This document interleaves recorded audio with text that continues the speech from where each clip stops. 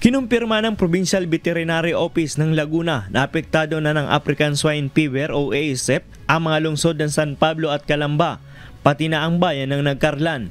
Dahil dito mahigpit na nagsasagawa ng checkpoint ang mga tauhan ng City Veterinary Office, katuwang ang Public Order and Safety Office o POSO at PNP Calamba sa papasok at palabas ng Calamba, Laguna sa Barangay Turbina. Ayon kay Dr. Sheila Matibag, ang City Veterinary ng Calamba, layunin nito na mapigilan ang pagkalat ng African Swine Fever o ASF sa kanilang bayan. So far naman po, meron pa ilan po na i-intercept. Meron pong mga nagdadaan na live na baboy na mga walang papeles. Pag po ganun, back to origin lang po ang ginagawa namin.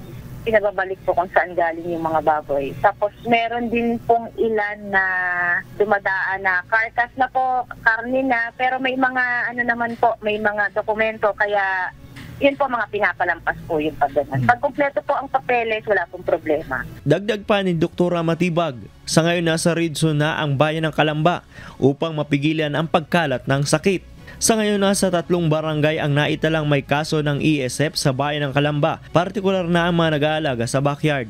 Apektado ng ASF, Barangay Mayapa, Barangay La Huerta, Barangay Sampiruhan. Nakapagsagawa na ang mga tauhan ng City Veterinary Office ng surveillance mula sa ground zero hanggang 500 meter radius para kumuha ng blood sample at ipadala sa laboratory para masuri. Siguro po maging na lang na yung mga walang meat inspection certificate na nakasabit sa harapan ng mga tindahan, yun, medyo na lang po tayo doon, umiwas na lang po tayo. Pero once po nakakita tayo ng mga meat inspection certificate na meron naman pong date yun of validity, yun po, ibig sabihin dumaan po siya talaga sa inspection. Samantala, 2 barangay naman ang apektado ng ASF sa Nagcarlan, Laguna.